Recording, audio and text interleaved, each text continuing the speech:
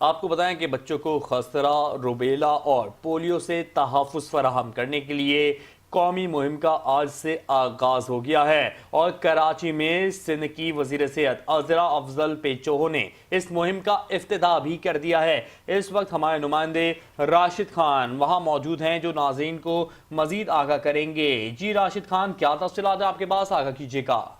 जी, खसरा और रोबेला जैसे मौजी अमराज से बचाव के लिए कौमी मुहिम का आगाज़ हो चुका है।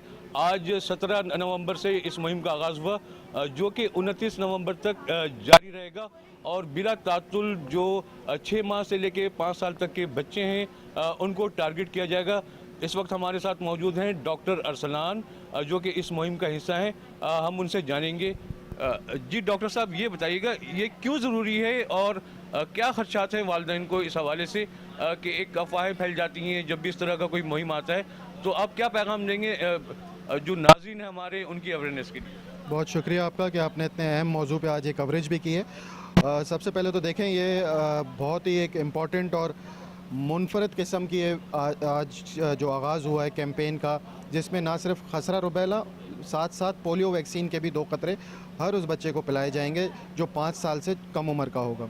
अच्छा, इसमें अमूमन जो माजी में देखा गया है, क्योंकि ये नई कैंपेन तो है ही नहीं, ना ये नए जो वैक्सीन है वो भी न्यू नहीं है, ये हमारी रूटीन इम्यूनाइजेशन यानी कि हिफाज़ती टीका जाट का जो कोर्स है उसमें ऑलरेडी शामिल है।